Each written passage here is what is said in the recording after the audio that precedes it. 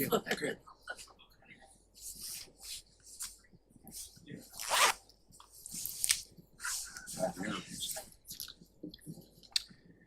I don't know. I wonder. I am in a class Fridays from 7:30 to 4 in Edwardsville, so could swing it. My employer paid a lot of money for it, so I should probably be there as much as I can.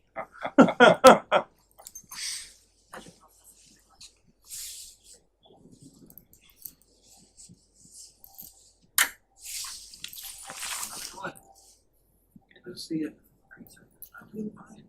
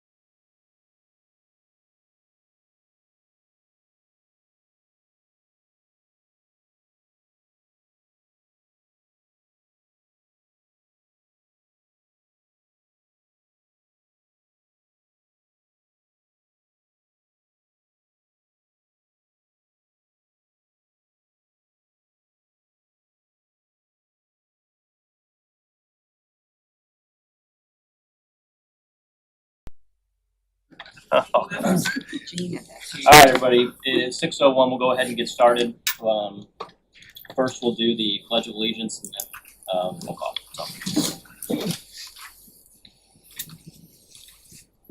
I pledge allegiance to the flag of the United States of America and to the republic for which it stands, one nation, under God, indivisible, with liberty and justice for all.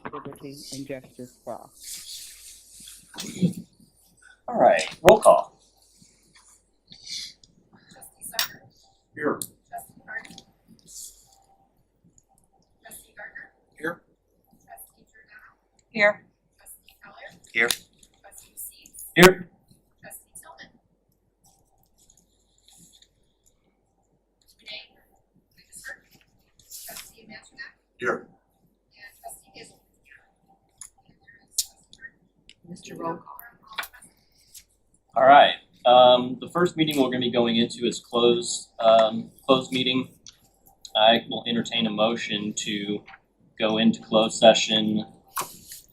Yes. I move that we, a roll call vote, close the meeting pursuant to RSMO 610.021, subparagraph 1, 3, and 13. We have a motion. Is there a second? Second. We have a motion and a second. We have a roll call vote. Trustee Sucker. Aye. Trustee Harden. Aye. Trustee Gardner. Aye. Trustee Giordano. Aye. Trustee Keller. Aye. Aye. Trustee Tillman. Sure. Trustee Seeds. Aye. Trustee Matronak. Aye. Trustee Hazel. Aye. All right.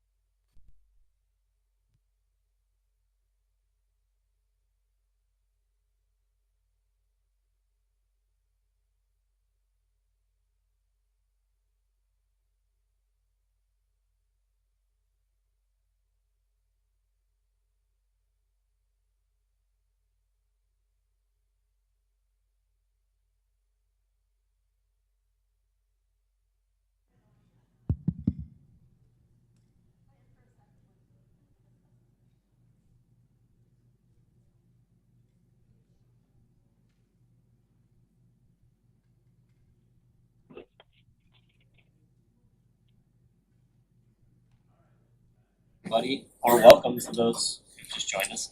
We're going to start the work session.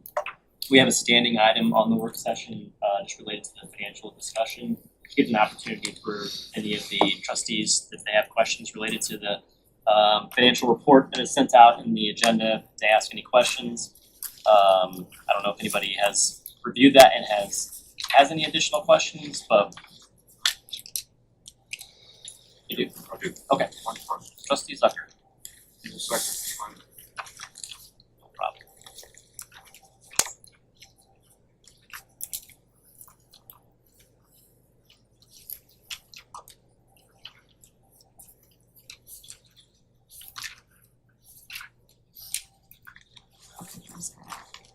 This, which section is he in? All right, now the Go look at it. statement of budget versus expenditures on page 4. I notice the November expenditures for salaries more than doubled October. Rather than guess, I'll ask for an explanation. I'm assuming that's the retroactive pay increase. That's correct. Thank you.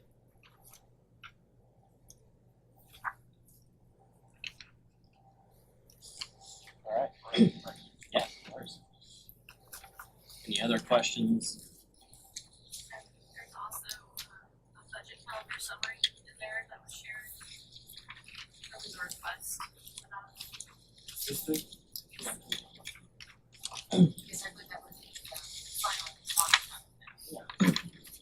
Perfect. So this gives us an idea here of the budget document, kind of the timeline of where we go from here to get to the adopted budget at the end of the fiscal year. Thank you for that. It's very helpful. So you haven't yet started preparing the information. Yeah, it'll be February is where we start that process. Okay.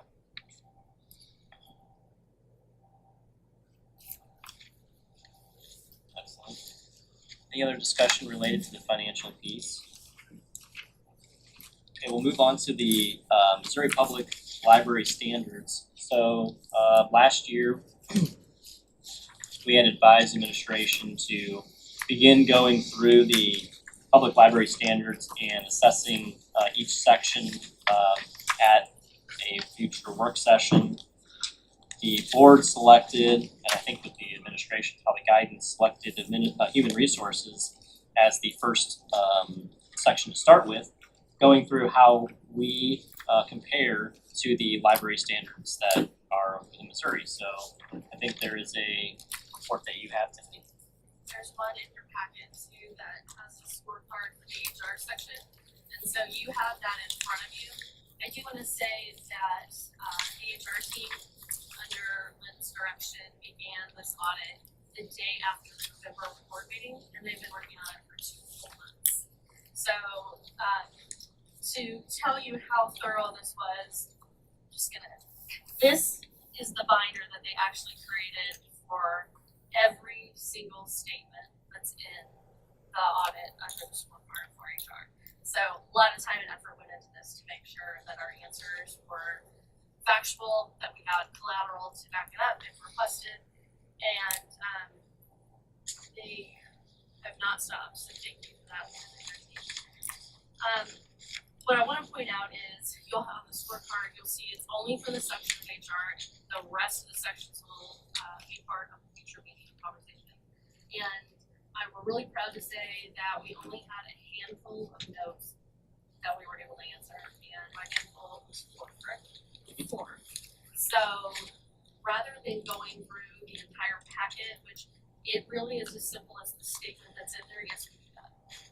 So we are prepared if you want to know a little bit about the no's, the 4, or we can talk about that, or we can just let you review it and ask whatever questions you have.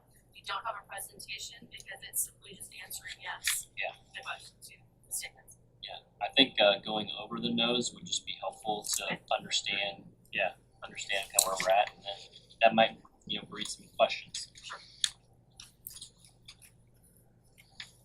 Yeah, I'm gonna ask Lynn to speak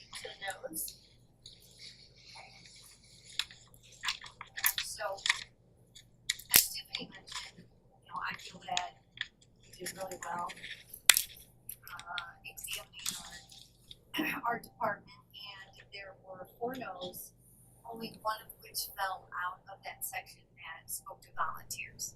And just when you read through that made me also feel good because when you see on the section where it talks about totals, some of the other part in the introduction which we include as well. You know, it will talk about, it almost, I feel like lends itself to that perhaps other libraries too may not have the strongest volunteer program as well. Right. So I feel good that the majority fell on that. The one that fell out of that section of volunteers had to do with if it was in 4.1.17 in the exemplary section. And it says the library offers prorated benefits to part-time employees comparable to full-time employees. And we do not offer any type of medical and dental vision to our employees. They are allowed to participate in the 457 or oh, sorry. Second place. To part-time employees. And they also can take advantage of the EAP program, but as far as medical, dental, vision, or having this type of life insurance coverage, they're not offering that. The other ones then do fall in the volunteer section as I mentioned. And the first one is at 4.4.3 that asks you know, does the library or the Friends of Library have a written set of policies and written job descriptions guiding the use of volunteers? They do not have written job descriptions for volunteers, nor does the Friends of the Library. And that kind of aligns itself pretty well to that question. 4.4.7 is the exemplary section that says, do we develop and maintain a written volunteer manual? So neither of those do we have. How we are handling the volunteer program is, I would say that the strategy right now is we try to work with what are the biggest projects that we have and that the biggest need for volunteers are. So we work with Friends of the Library, getting volunteers for that year-long sorting and the book fair. Then lunch at the library is a big program as well that starts in the summer along with Summer Challenge. And those, HR has a role in the sense that we'll get applications, we'll track hours, we'll run background checks, things of that nature. But we do look to the staff in the branches to help us with that. So, for example, Summer Challenge, that team, they'll have the volunteers when they come in, they watch an orientation video. It covers frequently asked questions and then the duties that the volunteers will be doing. And they sign an agreement that says, yeah, I understand it and I, agree to these conditions.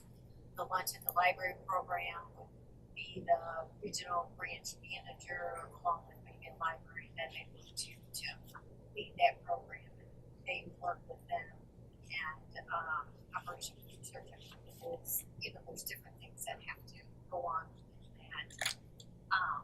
So we work in partnership with them.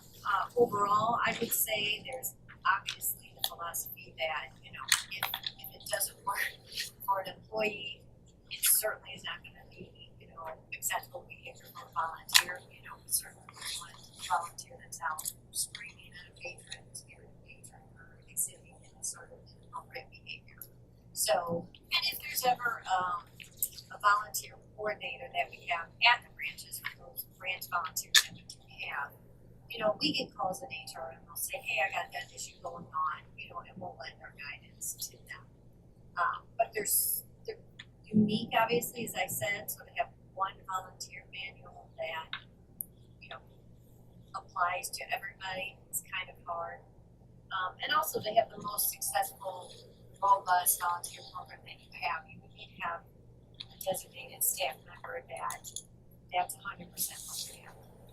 And that's really hard to do. We use our resources to work with our employees and cover all the many things that we have to handle, and then support volunteers however we can. And then the last one down there is the library and their friends volunteers are celebrated. and rewarded at a public or recurring event. Prior to COVID, we did used to have an annual volunteer dinner. There was one scheduled for 2020, but that got canceled when COVID happened. And we have not reinstated that where we have a dinner for our volunteers. I do want to point out one thing in here that I think is really important, and we get this question a lot, which is, well, why can't, if you don't have enough staff or you need more staff and you can't you just get volunteers to do that? And it clearly states that essential volunteers enhance the general level of library service, but they don't replace paid staff. And so we walk that fine line every day by making sure whatever we're asking volunteers to do or engaging with volunteers, it is not taking away from something that a paid staff member should be doing. And so I think that it's a fine line of how we utilize volunteers. Just because they really. No, because it's also, it borders on illegal. If we're trying to replace a staff person's position with an unpaid staff person and a volunteer, we cannot do that. We absolutely cannot. I'm sure Attorney was here to speak more about it. But it's a very fine line. Because then why wouldn't we have just all volunteers and not pay anyone? I actually did that job. I had a job, my first job out of college. I was the volunteer coordinator for Cahokia Mountains Museum. 200 volunteers.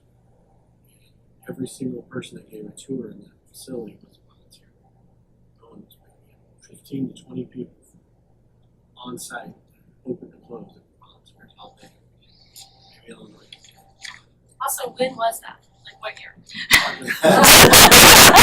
Laws have changed. It took a long time to get to work on the force. But you made it. So I think laws have changed, and I think we're really cautious to walk that fine line. Like the zoo, And the zoo, lots of places that don't. I mean, maybe there's a way that line could be delineated better and filled in with some jobs. and that is why we have so many volunteers that participate in Friends, the boat Right. fair, all of those, and the bigger things that we could not put all of our resources into staff to do those things. It actually, we would lose money. And so Friends of the Library, they handle their volunteers. Yeah, and you guys have some input, as you mentioned, right? You guys help a little bit in terms of applications that you receive and such, but for the most part, they're handling Yeah.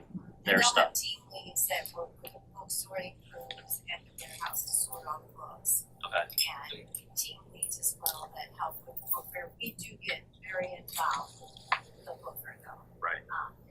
Jennifer Lynn, she works with those. I used to do that many moons ago, so speaking from it, yeah, So they could do enhanced things like reading, direct them to the right part of the library at the door, Walmart reader. I mean, something like that. That's also an expectation of all of our staff though, is that they're providing the best customer service to anyone when they walk in. So, and that's why our desks What are if we find out that's established. I would say we would use other information and we would share it with the managers of those branches so they can work with their staff and maybe provide additional training. So, Julie, question in relation to the Friends of the Library, when they receive volunteer, none of those volunteer hours, do we actually provide any type of, isn't there like a report or something that you have to supply or something, because it's a 501c3, I think, that you, they're an unrelated organization, so. right, so nothing from us. Okay. So the foundation is our client. So Yeah. we have a relationship with them. But Sure. the Friends is technically a separate 501c3, so they maintain all the information. Got it, okay, perfect, thanks. Are there efforts underway or a process in place for resolving all four of these areas? Or we have a check to know? I think that's a board decision, right? I think if the board wants to do something and says to the administration that we would really like to be exemplary in all of these areas and let's focus in on doing some things, I think that's something that we would probably need to provide direction to the staff.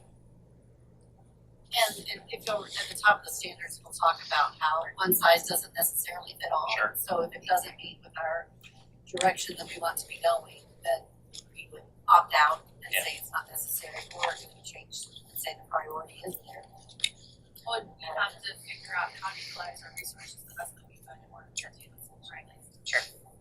I personally think that the celebrating and acknowledging the volunteers in a public setting is something that I really am supportive of. I think it's great to acknowledge that, hey, we really appreciate all the help you're providing us. I think that's something that I would really like to see happen in the future. I agree. I've been, and they were nice events. As a side note, now the Friends for their volunteers. Right. It's not a public event, but they do something like, I think it's if you work over 50 hours in a year, they give them like a membership level, or maybe if it's more hours, they get maybe a higher graduated membership level. So within that organization, they try to do that, but it's not that public event. Right. in recognition So you do have like volunteers that volunteer in the library that are volunteering for Friends. I'm sorry, that's. For Fairs, Fair I didn't hear you actually, I'm sorry. So you are, There- you do have volunteers that are not volunteering through the Friends Yes, at the library. Now, do we keep track of those hours? Yes. yes. They You charge- are And that collects would be the individuals like participating in the summer challenge and the lunch at the library, and the teen advisory board and things of that nature. There's a small handful of volunteers that do work in a couple of branches We had as well. that where I worked before too. We had a Friends, they ran the gift shop. Yeah. And that was kind of a separate. A lot of people volunteered in both. It wasn't, I had no authority over that. Right. Very similar. But we recruited people out of it to come. Did I work in the gift shop? And vice versa, they recruited. Do we push? I don't even know if we receive requests, but like a Boy Scout troop or some kind of like group, do we push them to, hey, if you guys want to do a volunteer day, or something where your organization volunteers with us, do we push them to the Friends, or will take anybody in?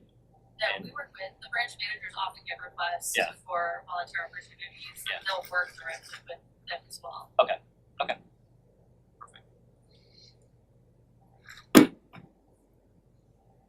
So if I heard you correctly, you would like us to consider for the budget, this new budget cycle, to make sure we have something in the new budget that will help support this public celebration of volunteers. Because it will cost money, you just wanna make sure that I heard you correctly. I'm reminded of a dry spell in the Army when promotions were very slow. Rubric around the office was psychic rewards, adequate compensation for humble pieces. Anyway. Respect to. Too young for that. That. Anyway, You don't have to. Doesn't have to. Awesome. Well, I was planning like a Golden Globes night, but okay, I'll do it. Well, we're gonna Make invite it a our little less. volunteers and then roast them. We'll definitely, we try to do it as well as we can, but with limited resources, so we'll do the same thing. Do you recall what that financial obligation was? I couldn't, I don't know if Julie remembers seeing that. Which, I mean, no, I know, and I did throw up those chairs, cause and I feel like saying, I'm like, which will probably be double now, I mean, just Sure, the yeah, I would cost agree of food and all that, so just to be And realistic I mean, about if we're it. assuming that, if we assume that we want to do a dinner, I mean, we could just do a recognition at our meeting or something, or have some type of, something. I don't say it has to be a dinner, not, but something. Psychic. Free library. Free library. Okay, all right. I think so. Just kind of going back through this as a whole, there are 3 levels to these standards: essential, enhanced, and exemplary. We meet all the requirements of essential, which is good. And really, as Lynn mentioned, where our only no is in terms of our volunteer section of our enhanced section. So I would say for the most part, we are exemplary in almost all the things that we do, minus the providing benefits to our part-time employees that are comparable to full-time employees, which I'm not sure I know of any organization that does that. Especially Question for Yep. Linda, are you getting any feedback from part-time employees, hey, we had some benefits? In other words, how bad of a no is that? Is it hurting us here? No, I don't think it's hurting it. It's almost more the flip, I will say. In years past, you would hear like, well, we need more full-time employees so that we can be competitive with county and public because they want benefits and this and that. And to be honest, we do have, we have the exit surveys that, we obviously get the information from. And there are some people that say left for full-time work. So we do see it. It's always, So you something. get some requests for full-time work, but you're not getting requests from part-time employees saying, I can't stay here unless I start getting at least partial benefits. I'm sure there is conversations within the branch about their managers, with their managers about it. They don't get to you. It's nothing to you. It's happening. No, not really. But it doesn't seem to be a serious retention problem for our part-timers. I don't think so, it's always when people watching, you're like, they're all there, yes, there is, but, I mean, my phone's not ringing off the hook with, I think the part-time works for a lot of people. I mean, obviously, any benefit is usually welcome by an employee, so, I mean, if it was out there and it was reasonable and would work for the family, I'm sure they would like it. I just know now while we're really trying to watch all the financials here, I don't know how realistic that would be.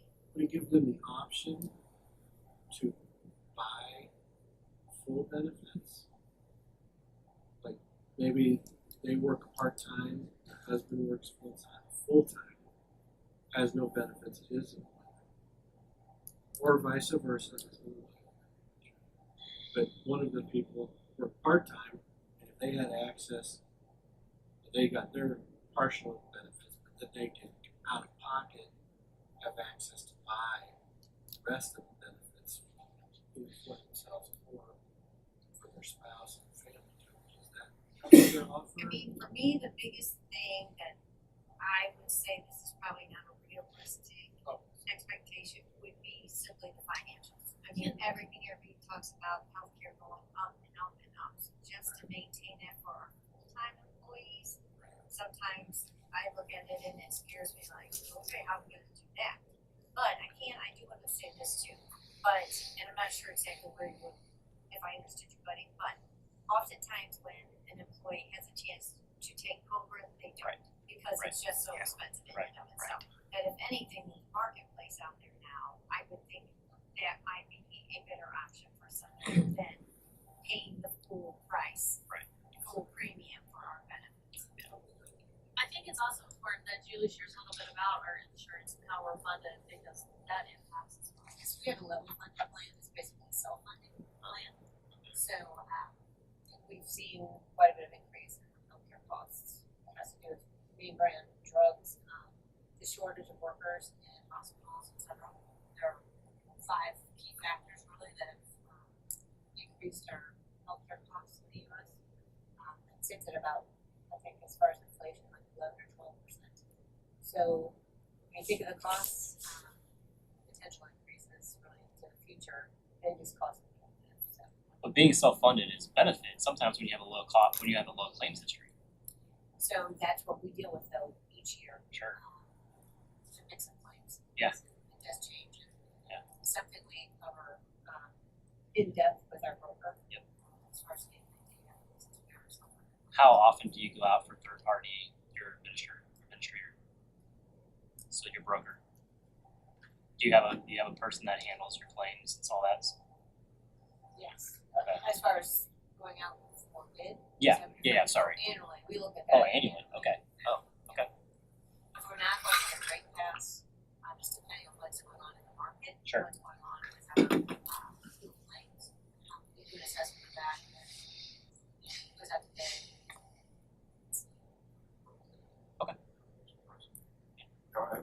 Question. The benefits we provide our full-time employees, does that include a pharmacy benefit? It does, yes. And we have a pharmacy benefit manager. That runs through Cigna. So Cigna is actually our administrator, so it's a level funded plan. That means we're self-funded, yet Cigna administers the claims. What have you. So it's their piece that manages the pharmacy. We also have a mail order pharmacy option that we added to our benefits. So who operates the mail order pharmacy? It's RX and Go. Do we have a cap on the, like we pay up to a certain amount on our claims and then for a single claim, and then everything over that is Stop loss. yeah, okay. Do we, what the amount is per claim? It's like 45,000. 45,000, okay.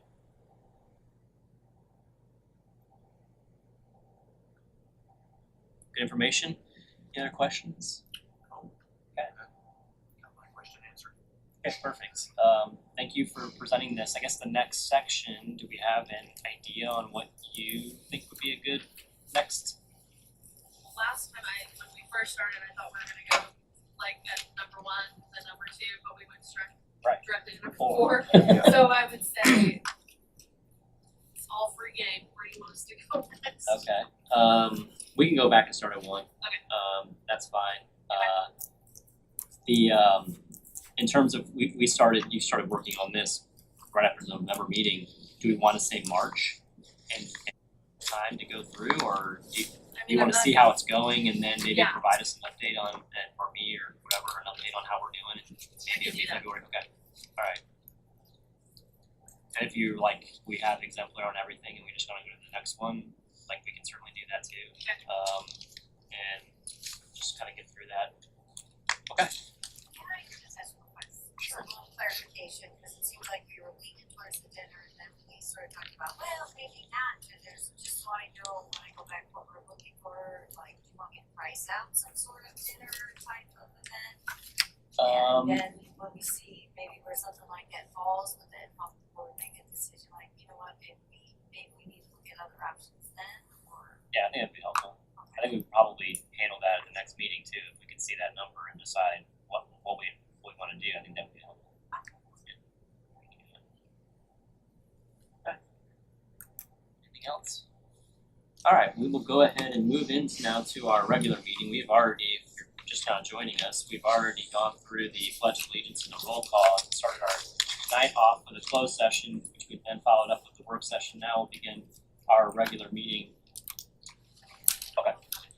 We are going to be getting the public comment forms here in just a second, so please hold. You will have 3 minutes to address the board with your comments. And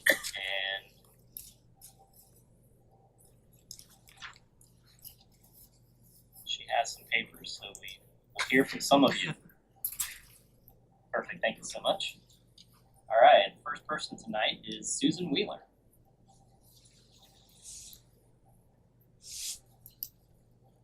Hello, everyone. This evening, I represent the library's work enrichment team. We have been tasked with creating a positive and supportive work environment for all staff. With this mission in mind, we want to share our concerns about the removal of optional pronouns from email signatures. This practice holds value in promoting an inclusive and respectful culture. Maintaining the option for staff to include pronouns promotes respect and inclusion. Allowing individuals to share their pronouns helps to develop a workplace where everyone feels seen and valued. Clear communication. It prevents miscommunication by providing clarity in interactions both internally and with the community. Alignment with organizational values. This practice supports the library's mission to serve a diverse community and exemplifies the respect we aim to strengthen among staff and patrons alike. Voluntary participation. As this measure is optional, it empowers employees to decide what feels most comfortable for them without imposing any requirements. Some organizations that support the use of optional pronouns include Menards, Kroger, Walmart, Daniel Boone Regional Library, Kansas City Public Library, and Louisville Free Public Library. We strongly urge the board to support the continuation of optional pronoun inclusion in email signatures as a meaningful reflection of our library's values and commitment to an equitable and welcoming environment for all. Thank you for considering our perspective this evening. Thank you. Next up, Arnie Dienoff.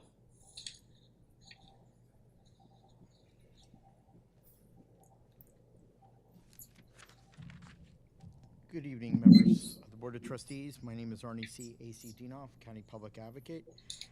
First of all, coming to this meeting, if you're somebody who has an ADA issue or a disability, you couldn't get access to the building. For some reason, the north side, the main entrance to this meeting, that paddle is non-operable. Now, it could be due to the cold, but I would appreciate if somebody from staff would look into that. The inner door did work for ADA, but we all have our faculties and we're lucky to have those, and somebody that might not have those, I think has to have the same accessibility that we have. And so I believe that Americans with Disabilities Act is very important, and that operability of that paddle is important. The microphones, just listening to, I came in probably 15 minutes before the end of the workshop.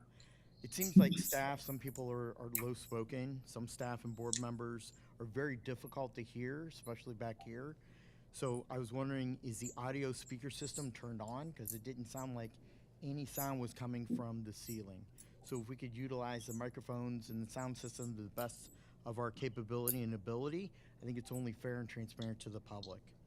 The closure of 3 library branches, Kisker Road, McClade, Deer Run, there was a motion that was made to postpone back in July until January of 2025. So I'm bringing it up because I think it needs to be addressed by the trustees. Is this a crushed and a non-issue at this point? And can the trustees make a determination to finally put this awful consideration to rest and out of its misery? I think it's very important for you to make the record concise and correct. Middendorf Credell branch, the parking lot maintenance, wasn't that in the original bid and contract approval by this board, by the previous board of trustees? It was budgeted for $150,000 to resurface, pave, and stripe, and the bid came in at $137,400. What about Americans with Disabilities accessibility? There's no contract in your meeting packet. There's no bid from the other bidders to make sure we're getting the best bid possible. There's no compliance of employee eligibility as required by federal and state law. There's no insurance certificates, liability insurance certificates, or workers' compensation as part of your meeting packet. It's just a mere, really simple, basic memo. And finally, the van purchase. I think that we can get by this year without buying vans in the amount of $57,113. Why are we buying Ford when we have a Chevy plant right in the city of Wentzville who drives and is building our economy as a county? So why aren't we looking at Chevy type products? And $57,000, I really think we can keep the money for better uses this year. Thank you, Mr. Chairman. Thank you, Mr. Dienoff. Hold there because you're up for your non-agenda related items now. Thank you. I just wanted to bring up a couple issues to the board. As you all know, I'm a big driver and a big proponent of government efficiency. Our United States government, there's been created as of yesterday the new Office of Government Efficiency to come up with ways of saving money, taxpayer money, that will be more useful and better off for the long run. Our State General Assembly, the House of Representatives, and the Senate this session, also by the Speaker and by the President Pro Tem, have established committees of government efficiency on ways to make government work better for the citizens of Missouri. And hopefully there will be a lot of saving measures. I think that is also very apparent and very necessary for our city, county, library district to perform a audit of government efficiency. Also, the audit, I'm also still calling for an audit that many of you trustees have called for also, of the state auditor, which looks into forensics. We've had a private auditor, which I'm not sure if I trust them or not, but I think that our state auditor, elected by 6 million Missourians, will be forensic to see if the money is being spent wisely and conservatively in the right areas. For example, our development department, we pay an executive director and I believe 2 or 3 other staff members, and it's barely bringing in more than what the expenses are bringing in terms of donations for the fundraisers. And I'm questioning if it's really needed in terms of staff salaries, benefits, pension, supplies, putting on events and fundraising functions of this department, because it's barely even breaking even, if not making a small little profit, and in some years has been in the red. And finally, can the trustees give us an update of the district director search and what the options are? I'd hate to see us go with a fancy consultant to try to find that, because you saw what the results were with the past district director, and I think that there's ways to put on a community event to drive and to try to find a permanent district director, which we sorely are lacking and need that leadership ability to run our day-to-day operations of the district. Thank you, Mr. President. Thank you, Mr. Dino. That concludes public comments. Next section will be reports and court. Additional, Julie, you'd like to add to the financial report? That's Jack. All right. Go ahead and go to Chief Communication and Engagement Officer report. Anything to add on your report? I guess one thing I would like to say, if I can steal some of your limelight here. Just as an FYI to the public, we did that community survey. We pushed that community survey out last fall, I guess, November, December timeframe. Yeah.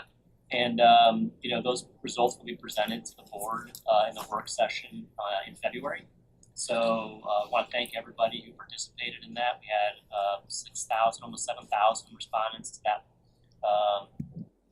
that survey. So we definitely appreciate you all submitting that information to us, and we will be going over those numbers and information in February. So very excited about that. So stay tuned if you're interested to see what those results are. Go ahead. No, the only thing I wanted to add is that the foundation had a tree out at the Ameristar Trees at Home, and they did come in second place. So that was a $2,500 check or $2,000 check that we were able to receive from them. So good job on that part. All right, thank you very much. Chief Administrative Officer report. You can highlight. The only thing I would highlight is it's gonna get really busy soon because of tax season, and so we're already working. Maggie and her team are working diligently with the branch managers on getting those schedules for free for some of our patrons. So it's going to be a little busy around here, I feel. And then the only other thing I wanted to point out, I was going to share it during the statistics, but I'm going to go ahead and share it. It's something that Carol has in her December highlights, and I think it's important. So the library had 1.3 million checkouts in Libby Overdrive during 2024. This was a 19% increase over 2023. So pointing that out because we have a lot of patrons that are using those services. So I think it's important to share. Do we think that has any correlation to the closing of Mid-North Grinnell though? Like possibly? You can't really tell until it opens back up, right? But Well, I think On trend with recent growth. it is. Okay. And I would say it's kind of hard to tell because we also show in our statistics, well, this is what I share now, is that circulation is down a little bit. So, and obviously that's going to be because if K is closed, we close for an extended period of time. But I can't say that the digital had more patrons utilizing those services for that reason, but I think that's what we're seeing. It's just the trend of digital, that more people are using it because it's easy and you can do it instantaneously. So.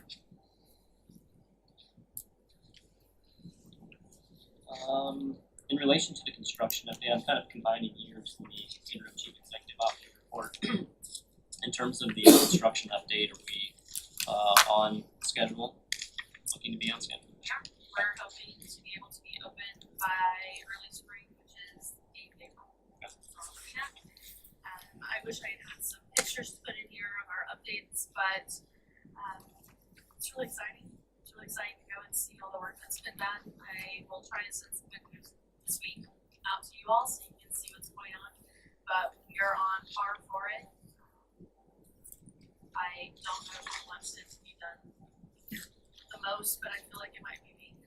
But So it says the next phase is moving the shelving back to the Yes. to the location from Yes. when is that phase you plan to that be thinking is about? beginning of February. Oh, they did. January Ah. 30th. Next Thursday.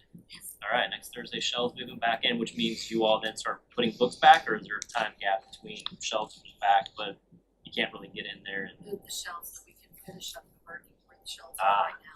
got it. Okay. Alright. I That's have a right. question. Yeah, go ahead.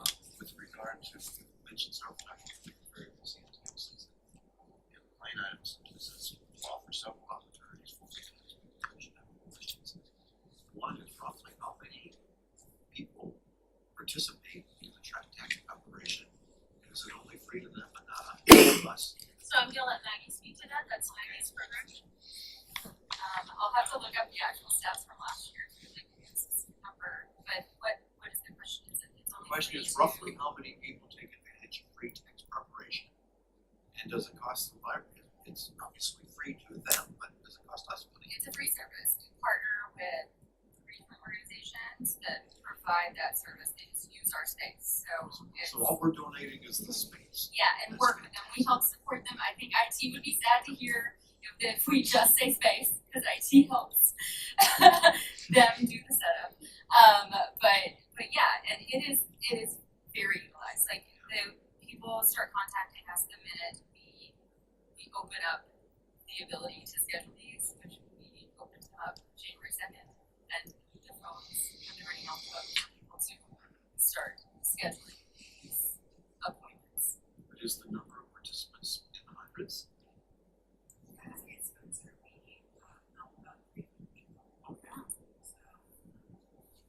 And it's at almost every branch, not every branch, but almost every.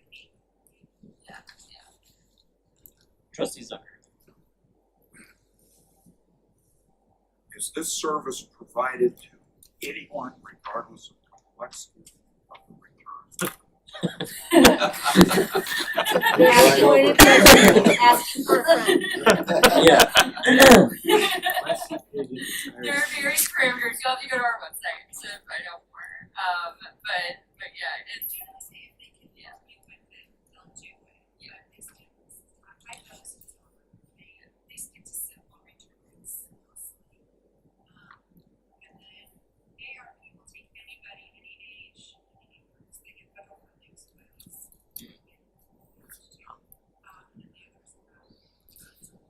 Yeah, some have income limit, age limit, but ARP is the one where they will accept anyone as long as within their, AARP?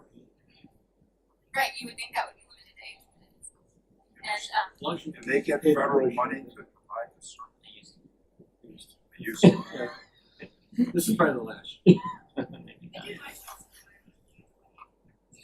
Who It really is who lovely actually and- comes and and- does it? beloved by our community, like, It's 3 firms. Do they file? Do they actually do the filing? And then do they do the refund? They process the refund and then they get a lot of these groups I know do it in other places because they get a cut of the refund. No, it's free. yeah, you actually just free. They No, just get a e-file it percentage. fine. They get a, some of them, they don't get a percentage of the refund. They're just e-filing.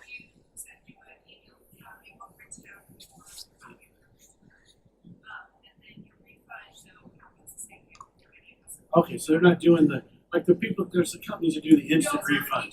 No. They do it because you get a 1 or 2% processing. Oh, yeah, no, it's not that That's what I was good. trying to figure Yeah, out. I no, didn't know, I've never heard. Excellent. and thank you so much, Goodness Peter, of their because hearts. she deals with it directly. We line it up in my department, and people in the branches are the ones that, yeah.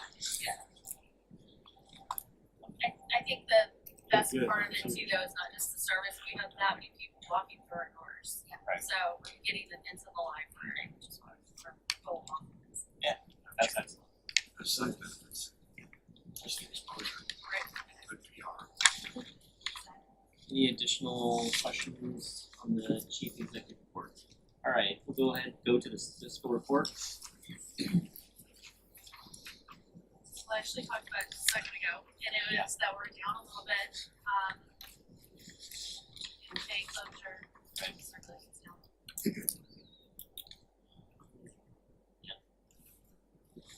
Is this taken after the mall closed or straddle? This is from through December, so, and it closed in November, so. I don't know that the traffic in the mall It died off. impacted it that much. When Spencer opened Yeah. up. Yeah.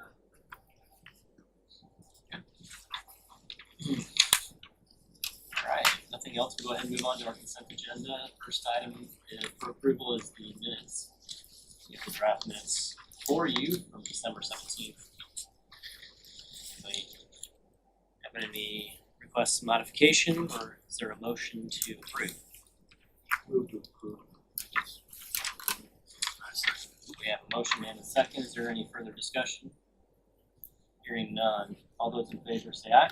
Aye. Opposed, no? Aye. The ayes appear to have it, the ayes do have it, the motion is approved. Next, we have approval of purchases. The first item up is the new Ford Cargo Transit van. Is there any discussion related to this item? Yes. Yeah. So, you got 2 bids, Correct. That's correct. and did the request for proposal go out to a broader universe of Yes, so we, my purchasing analyst and manager, they collect emails and contact information from sales dealerships, and they send them directly, as well as purchasing policy advertise. and we got 2 bids. We're going to get a third, but honestly, the gentleman said that he was on vacation and that he was trying to submit. Not a candidate for salesman of the year. I will say that as a organization that has to go out to bid, you can't force people to bid on your RFPs that you send out. And it is disheartening to not have either companies within your jurisdiction, apply for a bid, because obviously you want to, keep the dollars local, right? But you can't force them to submit bids, and it can be a very difficult and time-consuming process to get, bids required. So I don't know why it has been this way. It's been this way for St. Charles County government as well, in terms of cars and receiving bids. It has been a challenge, and it's very unfortunate that that's the case. So we'll go ahead. No, Go ahead. Yeah. No. is this the Mawkins location in Columbia or Jefferson City? It is, Okay, and of course, it's St. Charles. correct. Could you please explain the delivery process a little bit on that, since it's 100 miles away from St. Charles? So after it's manufactured, they'll drive it. They drive it to us, and then we. The dealership will deliver it? Yes, the dealership does. Okay. Yes. Thank you. So we inspect it and then do all the closing documents. We- Finalize it. We have in our RFP process a local bidder's preference.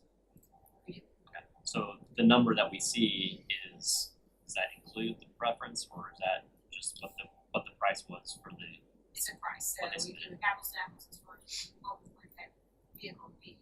And then here, it really is it's a bid, so it's lowest cost. Yeah, but we don't have like a 3%, like when you're going through the evaluation process, you don't or do you attach an additional 1.5% or 3% based on if they're located in St. Charles County or located in St. Louis Retro or then located in Missouri? We do that. You do not do that. Okay, got it.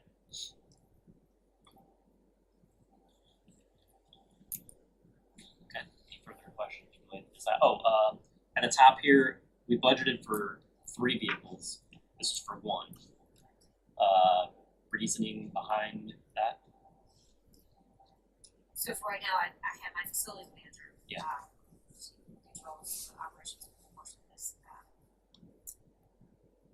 She has been very focused on, as far as high mileage, what vehicle it needs to, go out of the fleet, et cetera. So, this is just being very conscientious as far as cost. That's why we moved away from the electric vehicle concept, and then I go through, the vans with her on a regular basis. So, the next step we're going to be doing is we're going to be speaking to somebody about the fleet management program. Okay. So that's So,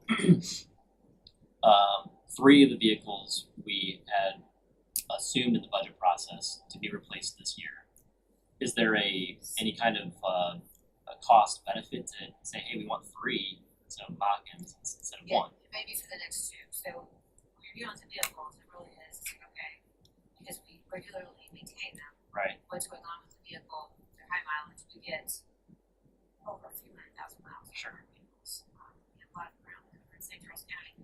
So we really do look at the state of the vehicle, and we also have to protect out because if it has to go to manufacturer, we have to have that time.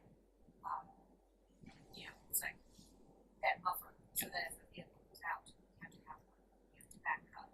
So as far as the other 2, we're going to be looking at that quickly because again, with tariffs and things going on, you never know what the future costs will be as far as Sure. manufacturers. That's another vehicle. Yeah, and I'm not trying to belabor the point here, but you've told us in the budget when we agreed to it last July that you were going to replace 3 vehicles because you've already done the homework saying, hey, we've got 3 vehicles that are approaching the mileage, but we're only going to buy 1. But you've already done the homework on the other 2. Right, it's just the timing of that. They're similar vehicles, we just Yeah. we didn't want to buy all 3 at one time. We went out for one for right now. Okay. To manage costs. I want to see where we come out. Okay. As far as, I mean, well, if we buy all 3 for 57, we're going to be under budget, right? We'll be under budget by that's right. 30,000. So, again, that's January, so. Sure. We have 6 I months. see what you're saying. Got it. So, I'll speak with her again, we're gonna talk fleet management, see where we. Okay. Okay. Go ahead. How do they dispose of these? There's no plans. So, if it's not destroyed, at the government level, we have to auction them off. So the last 2 vehicles, that we disposed of were total accidents. So this, the van you're And replacing others, is, so others we have, currently, we may auction them off in the coming year, 1 or 2. They're used for other purposes, so not a regular full St. Charles County, delivery books, so so you might keep them and use them for just other things, and as backup for things that are going on. When you declare item surplus, does that come before the board to have to vote on that before it is Depending on auctioned or? The total amount. Okay. So if we do that for our vehicles. One thing that I've noticed on here, the specs say 2024 or 2025 Ford Transit. For that price, I have 2 questions. First of all, would it not be in our best interest to specify 2025 if the price is the same? And second, if we can still get a new one, shouldn't the 2024 model carry some type of a discount? So the Closeout discount. So they did as far as the 2025, as far as manufacturing, because they don't have anything that our specifications. So it's gonna be a 2025 model. This is a This particular vehicle, which is Ford Transit, is well known. It's quite a bit across the board. So you specified a Ford in the RFP. Why? My logistics manager feels that as far as, and also my purchasing manager. The size of it, what it has to offer, the features, just the general quality of the vehicle. And it is American made, that it just suits us better than Chevy. the Chevy and some of the other models. what's the Ram. what's the alternative? What's the Chevy model of the Ford Transit? I have no They idea. don't Yeah. make, they don't make, well, Yeah. Ford, Chevy doesn't make. So, I mean, do we currently have Ford Transit vans? Yes. Yeah, that's what we're currently using in our fleet. So our older, the ones that are turning over, were actually an entire fleet from London. Yeah. Oh, yeah, that's right. Mercedes, Yeah. Dodge makes some off. Chevrolet has the Express van, which is made in Wentzville. But they don't make the top, they don't make the top.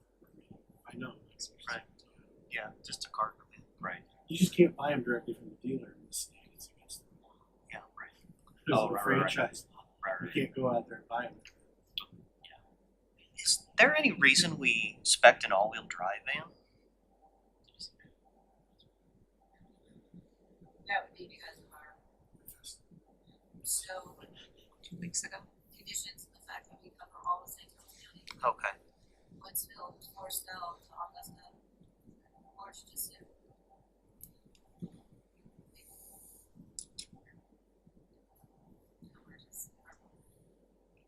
And everything else we have right now is two-wheel drive? We should, yeah, that's all.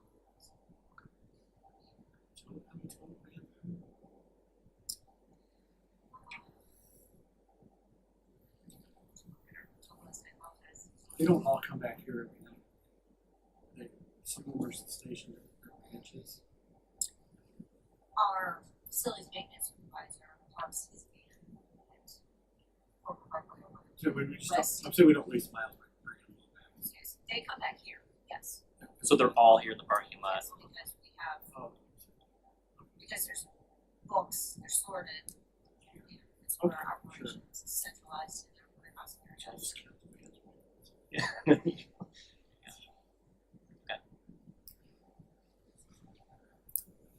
I noticed it footnote that we bought one similar to it in 2023 for 56.3. So price wise, it seems like a reasonable offer. Yeah, that's why I wanted to It's share less that. than $1,000 over what we bought in 2023. Who'd you buy the last one? Actually, it was from donations It was from Joe Martin. from our friends. That's right. So good. I was telling him that Joe was born in West Hall. He was a West Hall guy. Jim's brother, but he sold it. Sort of. Any further discussion on this item? Is there a motion? Provided it's the 2025 model, I think that we Hold on a second before you make a motion. You have one more question? Yeah. What is the mechanism we have to do if we want to go higher bid? If we want to vote to go and fund it instead? You would just make that motion. Make a motion to do it. I mean, like, there's no legal. I don't think so. In terms of the We do not have RFP, to. in terms of the RFP, state that will select the lowest responsible bid. And you've got to have a justification for not doing it. Here's, this bid was not awarded. Yeah, but in terms of everything that I've seen from a government level, it's lowest and best, right? So, and government organizations, I'm sure you're familiar with, they bake in multiple percentage to go with the local company because there is a benefit to putting your dollars back into your local economy. So, and when bids are very, very close, I've seen governments go with the local over other companies, but that's purely up to the fleet and the board's decision. Where do you service them? Like, if it's a warranty service, you're gonna, if you buy it from Knockers, you're gonna take it to Putnam to get service, right? You could apply it, if it's outside of warranty, it goes to Dobbs.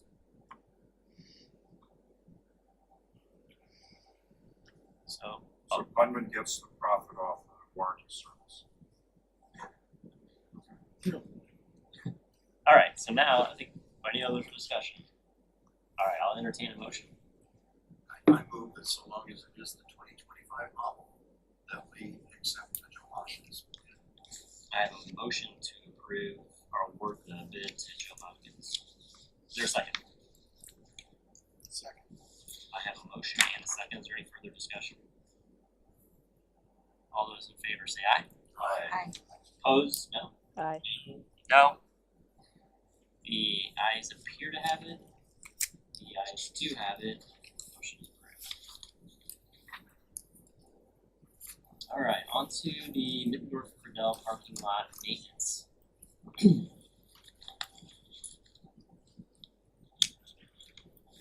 Anything to add from administration on this item? What else do we have to add? Julie, anything to add on this one? No, I was happy to see that.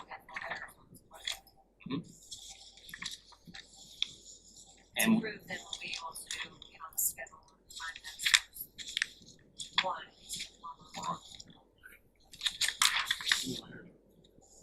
yeah, for 120 okay. This was budgeted in the capital plan for this year? Yeah. Any further discussion related to this item? The goal is the timing of while the bridge is currently closed to try to get this done during that process so that we would not have to close the bridge again after opening. Yeah, I mean, when we plan on opening the bridge, yeah, April 1. I mean, better get one. Alright, any other discussion? Hearing none, I can entertain a motion to approve this item or select the, I move that we approve the contract with Asphalt Services LLC for $137,000. I have a motion, is there a second? A motion and a second, is there any further discussion? Hearing none, all those in favor say aye. Aye. Aye. Opposed? Aye. The ayes have it, the ayes appear to have, the ayes have it, motion is approved. Alright, on the formal agenda now, we're going under unfinished business, apologies, for my absence last meeting in relation to this item being tabled.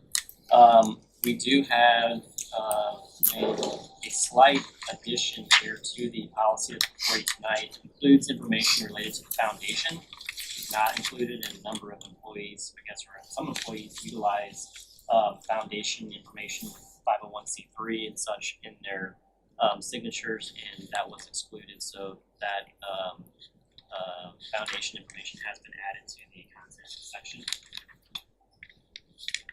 Is there any discussion related to this item?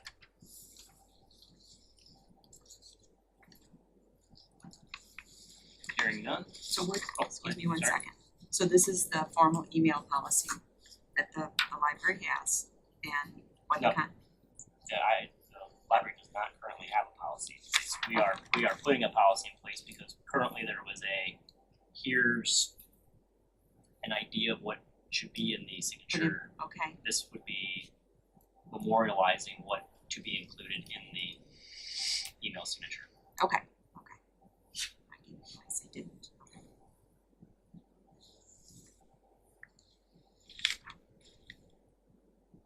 Is there any further discussion related to that information on this item?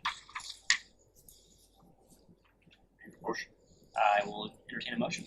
I move that we adopt the email signature policy under agenda item 25-2. I have a motion to approve. Is there a second? Second. There's a motion and a second. Is there any further discussion? Hearing none, all those in favor say aye. Aye. Opposed? The ayes appear to have it. The ayes do have it. The motion is approved. There being no other business before the board, I will entertain a motion to adjourn. I move we adjourn. I have a motion to adjourn. Is there a second? Oh boy, thanks, Rich. We're gonna be here all night. There's a motion and a second. All in favor say aye. Aye. All right, we adjourn.